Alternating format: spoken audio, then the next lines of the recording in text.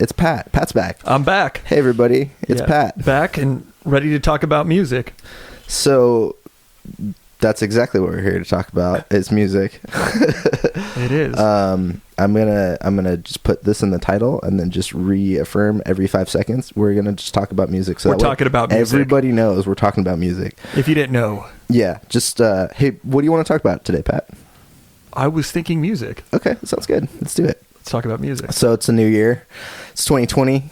And on my first episode, I did my top 10 lists of my top favorite records and movies of the past decade. And there's actually quite a bit of other music that has come out in the past decade that's not necessarily like our top 10 album or whatever, but there's a lot of artists that we both started listening to a lot. Is there certain artists of this past decade that stuck out to you a lot? Oh, of course. Tell me about the stuff you were listening to. Well, to capitalize off of what we were talking about last episode, Tame Impala, of course, is right up there at the top of the list. Kevin Parker has put out 3 excellent releases so far, coming out with a 4th here soon. He's a beast. We could safely assume that the music for this next album was also created in the 2010s. Yeah, probably. Most of it, I'm sure. I would hope, at least. But he made it yesterday. Yeah.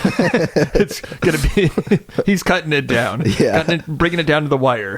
Yeah. But no, his stuff has been consistently... It just seems to keep getting better and better. Mm-hmm. It's the direction you want to see artists... trajectory. Yeah, he's had an interesting trajectory. You know, I remember hearing earlier Tame Impala stuff. I think I actually found out about them for like Spin magazine or something like that. And the first album, Inner Speaker. Yeah, and I'd heard that was 2010. Yeah, and I remember hearing things that I was drawn. The sounds that I was drawn to sounded like a lot of psychedelic pop stuff absolutely. From the 60s More and 70s. Psychedelic rock sound. Yeah, and the people he's worked with over the handful of years. I mean, since that first record came out, he's really gone in an interesting direction, and the amount of people he's worked with is pretty big too. I think a lot of us would say Mark Ronson played a pretty big impact on his music. I don't know how long it's I read that but song from Uptown Funk. Mm-hmm. Daffodil? Is that what it's called? Yeah. That one is was written by Kevin Parker. It was an original song with another band that he had, a more like pop-oriented band. Interesting. You know, that didn't really fall necessarily under that Tame Impala moniker. It couldn't fit. And Mark Ronson helped him rework that and then released it on that. I guess the album's called Uptown Special, not Uptown Funk, but Uptown Special. Uptown Funk. That's the Bruno Mars track. Yeah. Cool. What other artists were you listening to? Several. Yeah. A lot. Let's go through them. Got Flying Lotus put out a bunch of, not to say that he became known in the 2010s, but he did put out quite a few significant releases. Yeah. Cosmogramma, and then there was the more recent one, You're Dead. That one was really good too. Then Flamagra. Yeah, just he has been consistently putting out more and more stuff, and he's really defining his sound. There was forgive me, I forget the name of it, but he put out that short film. Quiet. Yeah, that short film kind of type thing, where it was like the video. I can't remember what year it came out. Maybe it was like 2013 or 14. I think maybe around the time that Until the Quiet Comes. Yeah, and like the video was crazy. It was that was a great album. Yeah, and that album turned me on to I believe he's on a previous album too, Thundercat. Just what an amazing musician. One of the greatest bassists I think we could say so far that the world's ever seen. I think he would be up there. I mean, he's definitely in the conversation. He's a really entertaining musician to watch for sure. You and I had an opportunity to see a couple of these bands at the Adult Swim Fest in 2018. Was it the end of 2018 or beginning of 2019? It was 2018. The end of 2018. Okay. Yeah, it was like October 2018. Yeah, somewhere around there. And that was a fun time. Yeah, the lemonade was solid. The lemonade was solid. And shout out to our friend John King, who was doing lighting. He did some visuals for some Rain Theater artists. Yeah, and Dorian Concept and then he did the 3D thing for Flying Lotus. I don't know if he did all of that, but he contributed. Yeah, right? we could see him on stage, like stage managing the whole thing. That's awesome. Yeah, so shout out to that. That was an amazing concept. Yeah, the whole Flying 3D Lotus visual. 3D. Yeah, that's one of the things I like about Flying Lotus is that he brings in a lot of visual elements to his music too. Yeah, I really enjoy that. I think those two things work well together. Definitely has that visual side. So and also it comes across in his music too. You can get a lot of that weird, strange, like sci-fi. Yeah. He's got an aesthetic to it. He definitely has vision when he's putting stuff together, and I appreciate that a lot. Who else you got? Who else you been listening to? There are, several artists. Bad Not Good is a group that surprised me kind of out of nowhere. Just saw their stuff on YouTube, and it was, I believe, initially just 3 kids. They were like 19, 18, 19 at the time, going to music school in Toronto, Canada. Always nice to see Canadian groups come out. Yeah. And these guys just kill it. I mean, I got the opportunity to see them live at FYF back in 2015. Nice. And they really impressed me, live performance and otherwise. I mean, just like they're 3-piece or 4-piece? They were originally a 3-piece. So Keys, the drummer, is insane. He's really solid, and the bass player too. I mean, all 3 of them. And I think they've since added saxophonist full time. Cool. I think saxophonist. He also may play guitar on some of the tracks too. That's cool. Yeah. Yeah. Solid sound. And they released a collaborative album with Ghostface Killah, Wu-Tang Clan. Sweet. And I like that album. It has like a 70s kind of like, almost sounds like a 70s movie score type of vibe. That's cool. Yeah. That's cool. Yeah, I like that a lot. That retro. Bombay the Hard Way. Yeah, something like that. That's a great one. I love that record. Yeah, I'm not super familiar with Bad Not Good. I've heard some stuff that you've played. It started out with like kind of like jazzy hip hop covers. I mean, a Tribe, like they would cover like a Tribe Called Quest or Kanye, stuff like that, and that kind of just turned into writing their own material, which was really solid. Their last 2 albums, I think it was like they just are like Roman numerals, so 3 and then 4. And with 4 they really stepped it up. They have a couple of guest vocalists. This one vocalist, I believe her name is Charlotte Wilson. She was awesome in the track that she's in. Check that out. When are we gonna get you on one of their records just doing Gregorian chants? Hopefully soon. Oh, that'd be great. Get at me. Yeah. What else you got on your list there? I have Churches out of Scotland, a 3-piece, 2 dudes that various capacities play like either drums, guitar, keyboard, a lot of synths, very synth oriented.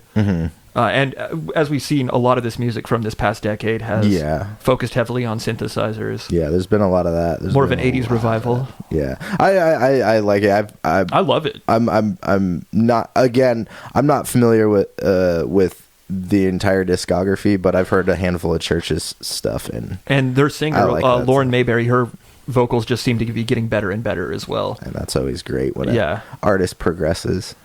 Yeah, she's got some good stuff. And their covers, surprisingly, have been really good, too. Like, they have a couple of covers from, there's, like, the one, I believe, it's an Australian group that puts these out. They're called... Men at Work?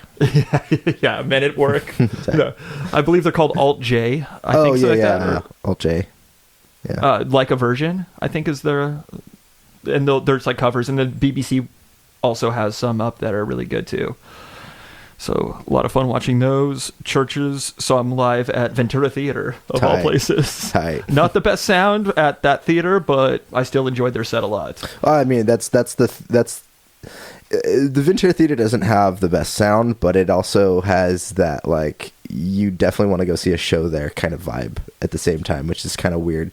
Yeah, I'd say so. Yeah. I mean, it's the local venue that we have, and it's better than not having any local venue. It's true.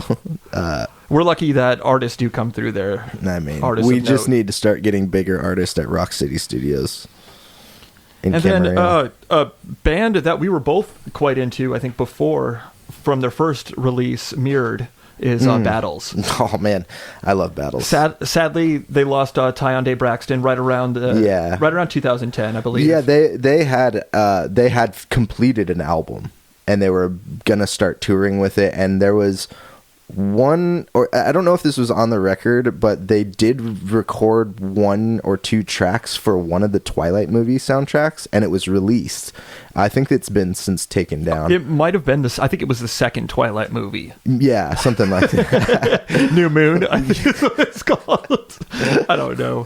But what I do know that's is when you that get to see somebody moon you for the second time. Even without Tyonde, Battles has been able to put out some pretty solid releases. Yeah. Their second album was pretty good. Like without Tyonde and the vocals from the first, the kind of affected vocals that were on quite a few of the first albums.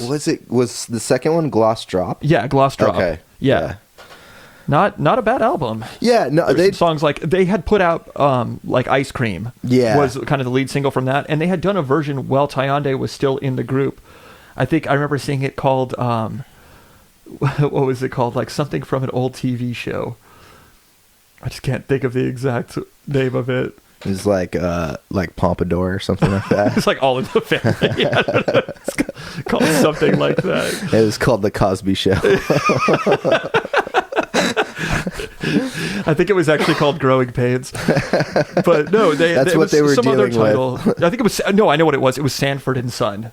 Oh, that's right, what it was originally yeah, called. Yeah, I remember. Yeah, I remember that. Yeah, and they had an up and down. I mean, I personally do really miss that dynamic of kind of a solid, strong vocalist like they had through that first record. Yeah, and I mean, not only did they lose a vocalist, but they lost a second guitar. Yeah, because Dave was playing a lot of bass. Mm-hmm. So you'd have Dave on bass, and then both Ian and Tyonde on guitar and keyboards. Yeah. So it was a big element that they lost, but they still were able to manage some pretty solid releases despite that. And not even despite that. I mean, they just switched their sound. Yeah. Well, and I mean, that was earlier in the decade, and since then they've put out a couple of records, and now they're a 2-piece. Dave left. Dave's not in the band anymore either, so they're just down to key and guitar from Ian and drums. And they had a release just this last year, 2019. Yeah. It was decent. It's pretty good. I'm never going to say Battles is going to put out a bad record, but I do think that they do... In the last couple, like maybe the last 3 records, there have been some consistent sounding songs. And I guess what I'm trying to say by that is they sound similar, even though they do a good job of being weird and like bringing in new sounds and stuff like that and arrangements. I just feel like they do. I feel as the members have been leaving the band, there's becoming a little bit of a... I really hesitate to say dullness about it, but because they're still a really good band, and I want to hear them do more. And both of those musicians, Jon and Ian, are so talented. They're insanely good. Both of them are insanely good, and I think I'd like to see them get back to a little bit more of a band dynamic and having, I don't know, a little bit more. Even if they go continue doing the thing that they did on the last couple of records where they have guest vocalists on there, I'm fine with that still, but I don't know. I do think there's something missing from the band in the last couple records. And again, this is no hate towards them because I'm gonna keep buying their records if they keep putting them out. Yeah, absolutely. Same here. Yeah, I just I just want to see. I like to see artists progress as they put stuff out, and I feel like they've maybe put out the same record like 2 or 3 times now, similar style records. I can agree with that, and also that's also my taste that too. Experimental post rock kind of, well, even not even post rock. I mean, it's so much different than even some of their arrangements. I guess it's just, I don't know. I'm having a hard time putting my finger on it, but they arrange things well. I just feel like the last couple of records, and it definitely had some out there sounds. Yeah, they do. I guess it's just really good. For me, it goes back to those last 3 records are vastly different than the first one. And I really liked the dynamics of the first one because there's more going on because you have all 4 of those people doing their thing the best of it's kind of the same conversation with Led Zeppelin, right? Like you have 4 incredible musicians holding their post in the band, doing what they need to do to make this band flourish. And as people have left Battles, I feel like that isn't there as much anymore. But yeah. To continue with experimental type artists, we can't not mention Death Grips. Oh man, yeah, the one of their records made my top 10 list for sure. Ex-Military was on my top 10 list. Yeah, Ex-Military, the Money Store, I could have put up there too. I mean, I think you probably could have put that up on there. I considered it. It was one of those things. For me, I think there's just a little bit. There's more songs on Ex-Military that I'll listen to all the way through. There's some songs on Money Store that I might skip, but dude, I've seen Footage. That's on Money Store, right? Yeah, it is. And then my favorite Death Grip song is Hacker. Yeah, Hacker. I'm in your area. Yeah. I'm in your area. I won't sing it here because nobody needs to hear that. They kind of came out of nowhere for me. Yeah. Maybe around 2012, I believe. Maybe Ex-Military was 2011. 2011. Yeah. But when I first heard about him, I think it was 2012, right around the same time that the Money Store was released. Yeah, I remember coming down and I had a bunch of Death Grips on like a CD or something, and I was showing you and Ian, and I remember being upset because I showed Ian one of my favorite songs. And it's probably one that I don't listen to much anymore, but I remember Ian being like, yeah, I don't like this. And I was like, oh, that sucks. I've had a few moments with that, like that with Ian. And then I felt really sad. Yeah, I remember he bashed the first Chromeo record pretty hard. Oh, did I was he? into that album. Yeah, that's a good one. I like that record. So what else have you been listening to? I can't not mention Kendrick Lamar. He's another artist that I've been listening to nonstop. 3 albums now this last decade, and all solid releases, starting with Good Kid, Mad City. So that's more or less like, I mean, but even before Good Kid, Mad City, he had a mixtape, Section 80. That was a big, like, just a big break for him, and everybody started to take notice after that. But man, his ability, his rapping ability, and just like his storytelling also is really amazing, and especially for such a young artist at the time that Good Kid, Mad City was released. Like, I mean, everybody was talking about it, and for good reason too. Executive produced by Dre, so he had that Dr. Dre stamp of approval that I think a lot of West Coast artists. Chronic. Yeah. Like a lot of West Coast artists are always, vying for that Dre cosign. I mean, it's always great to have a solid producer behind you regardless. Absolutely. But yeah, when you get Dre, fuck it. Yeah, but Kendrick, I mean, and then that second album, To Pimp a Butterfly. Yeah. That was amazing. Yeah, I think that's what I've heard most from. And a lot of it's like, it goes back to like bebop jazz in a lot of this stuff. And Flying Lotus produced one of the tracks that featured George Clinton. Rad. That was pretty rad. Rad. And then Snoop was on a track that was good. Oh man, I just love that album. But Listen to that a lot. Kendrick's 2015. Kendrick's a big voice, in our culture these days. He's the next Bob Dylan, according to Kanye. And yeah, the stuff that he did for the Black Panther soundtrack was good too. Yeah, Ludwig Göransson. Yeah, oh man, that guy. We could probably do a whole segment. Yeah, we may have to pretty soon. We may have to talk about some film composers, film and TV composers. We should just go to US. There are so many good film and TV composers that are just killing it right now. Totally. The lady that did Joker, I can't remember her name. I think she is Swiss or something. Sorry, I'm not trying to. I genuinely can't remember. But yeah, dude, that score for Joker was one of my favorite parts of the movie. Yeah, so good, and she's getting some recognition now too. It's nice to see that there are more composers out there, because for the longest time, like, there were 3 John names. Williams was the only one I knew. There were a few. Hans Zimmer. Yeah, Hans Zimmer. But like even some of those I didn't know till a little bit later. Yeah. Hans Zimmer really. I mean, he's been around for such a long time. He did The Lion King, the original Lion King. Yeah. And he just really broke out with his Christopher Nolan films. And Pirates of the Caribbean, too. Oh, yeah. Pirates of the Caribbean was... Gore Verbinski's best movie. No, but also just a very good platform for Hans Zimmer. Like, those themes are pretty iconic. That main theme from Pirates. Dude, yeah. There's so many good themes out there. I think it's Alan Silvestri did the Avengers theme. Yeah, that's great. And Alan Silvestri, again, been around for a long time. Yeah. Yeah, we'll do a composer episode one of these weeks, and that just kind of get into sounds it. awesome. Coming up soon.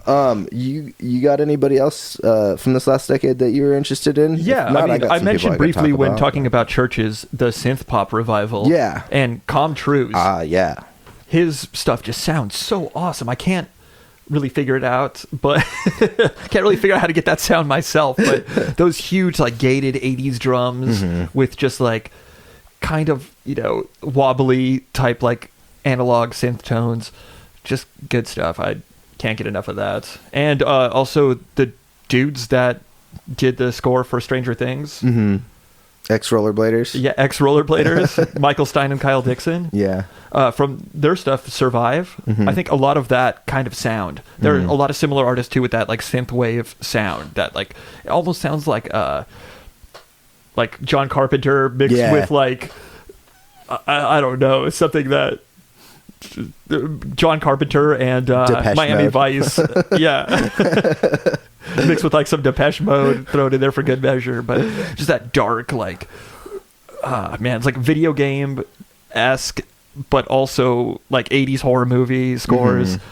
I like that a lot too. Good driving music. I definitely enjoy the rise in that kind of music. And I think a lot of it also from the Drive soundtrack, the movie Drive. Oh, that movie that soundtrack is I still fantastic. listen to that. Yeah, that soundtrack's fantastic. We got to do a scores and soundtrack episode. That was Cliff Martinez. Yeah, his stuff is awesome. He's done quite a bit with the director of Drive. I just can't think of his name. I actually don't recall who did Drive. It's funny because that movie's based on a short story. Is it? Yeah, and the book for it is like 80 pages long total. It's like, how are you gonna make a movie out of this? Well, they did it. There is a lot of silence, but that soundtrack is so good. Yeah, Nicholas Winding Refn. Oh yeah.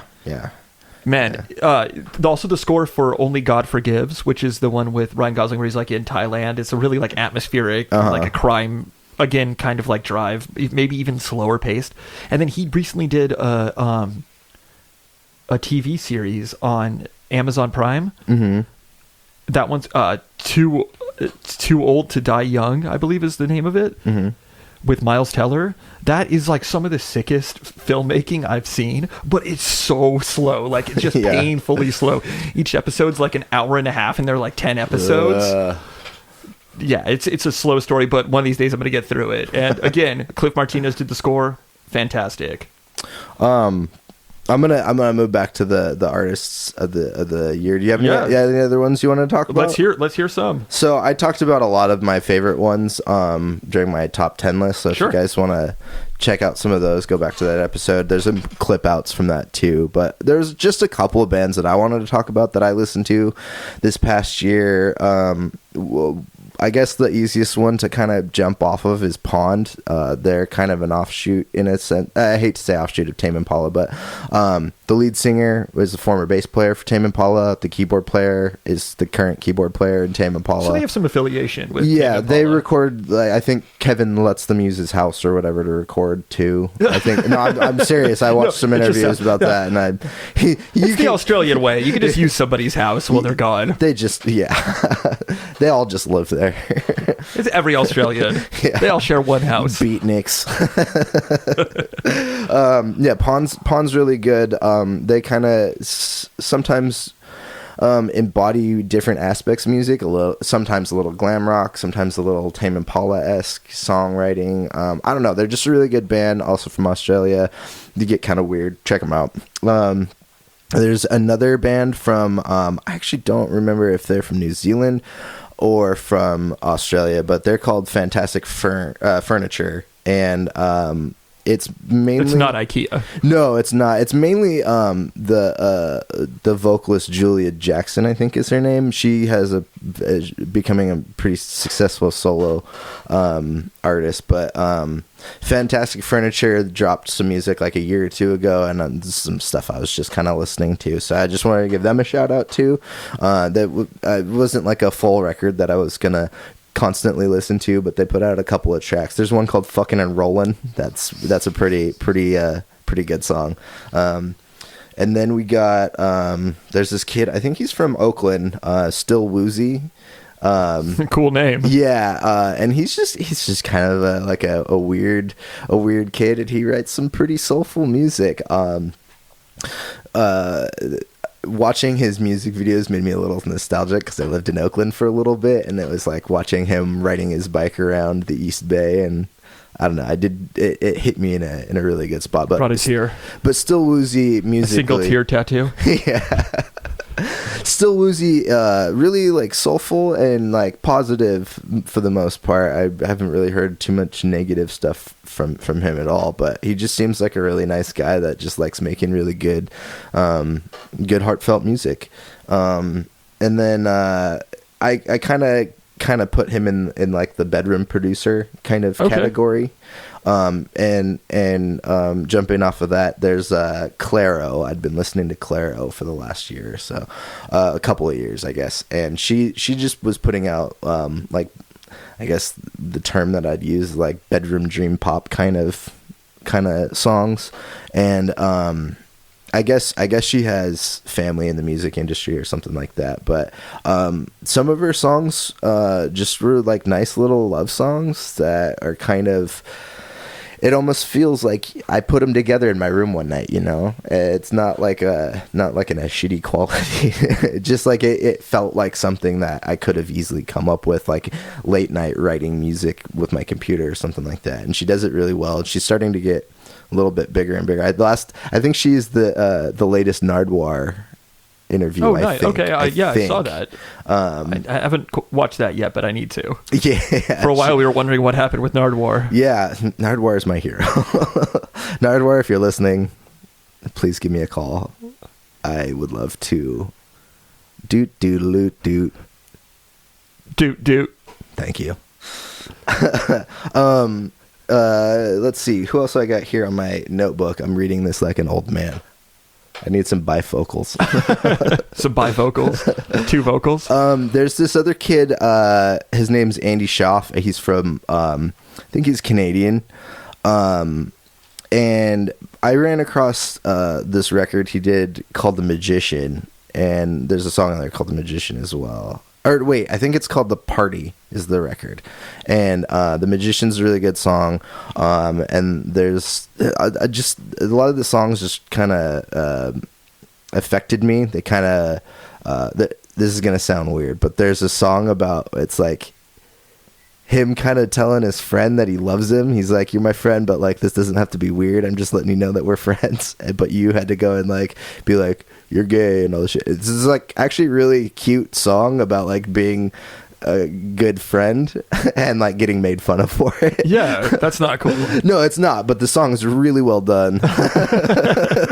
I'll have to check it out. Yeah. A lot of these artists are artists that I haven't heard of or know little about. I've probably shown you some of the videos. Okay. He's got one of those videos, those like After Effects collage style videos. All right, yeah. That's really cool. I think that's The Magician, that video. And then there's two brothers from Orange County, and I don't know if a lot of my friends have gotten behind me on this one, but this band's called The Garden.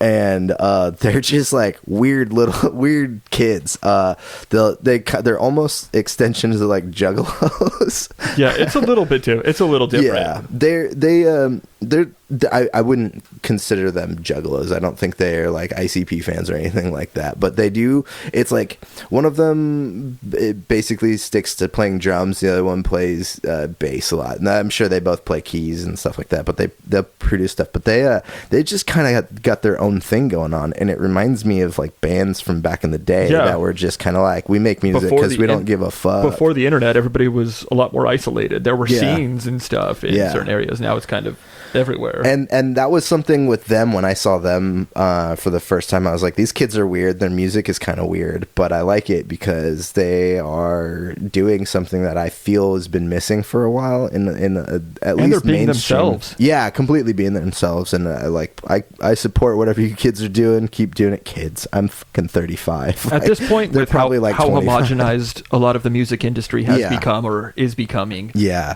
It's so nice to see that breath of fresh air. Yeah, and it's cool too because I was watching one of their live sets the other day, and like they're you got one of them playing drums, just kind of like rocking out on drums. The other one's just like slapping the bass around, like making some weird stuff. But then you have like weird like 1990s like techno weird key like.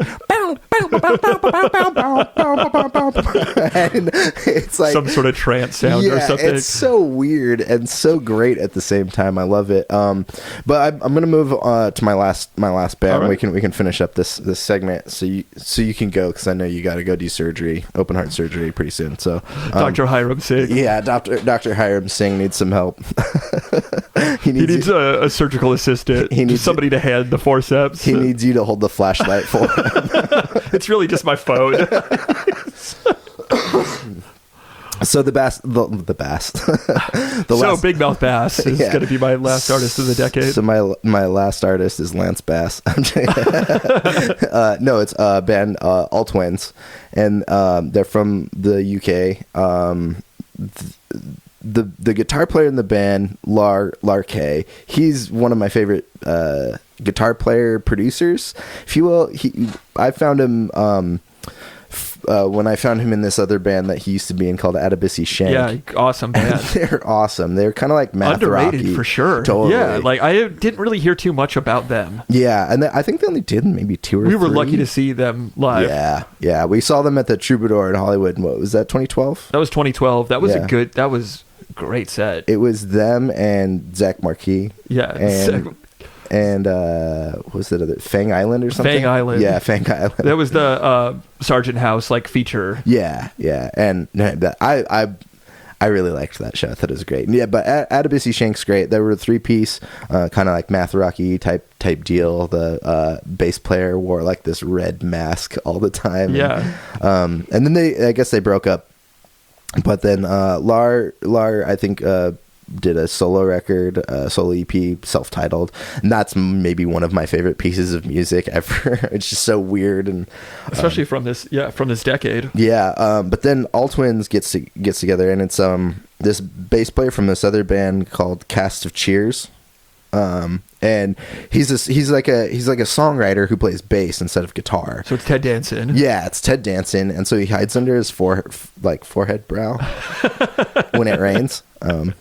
And just keep warming, No, and so they started putting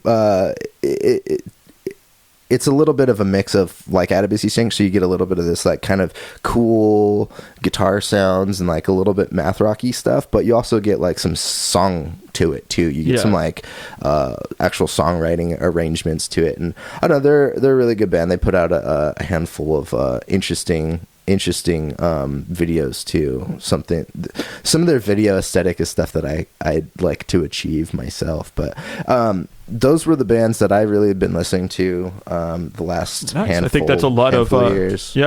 That we just want to acknowledge. A lot of artists that maybe haven't had the most publicity. Yeah, and from your list, top 10 lists like don't mean that that's all I listen to. I'm sure there are many artists that we both forgot. Oh, there's a couple on my list that I just didn't even bring up right now, just because I'm like, I don't really want to talk that much. But I mean, no obligations. I'll throw them out there real quick. There's D'Antoni Parks.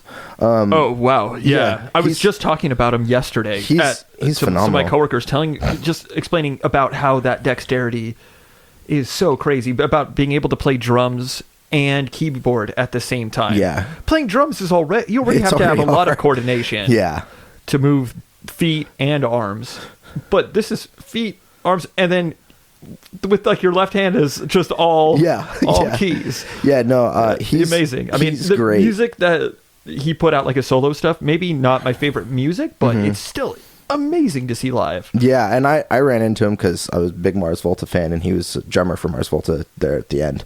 The last maybe 2 records, or I think maybe just the last record. But he also did a bunch of other solo stuff with Omar. But yeah, he's a phenomenal drummer. And then one of the other bands that I didn't mention was Jungle. Jungle put out a fucking phenomenal record with that had Casio on it, and then it was a great song. I'm forgetting the name of the other one. Heavy California. That's the one. That whole record's just really good. But yeah, there's so many other bands that we could keep talking about, and we're gonna keep talking about these as these episodes continue, and we don't want to just continue talking about all the new bands, because there's always going to be good new artists, and we will talk about those, but we'll also probably do episodes on scores and soundtracks, or I like a lot of older stuff. Yeah, I could maybe we could definitely talk about some 70s stuff. Yeah, I could maybe do a full episode on Killing Joke or something like that.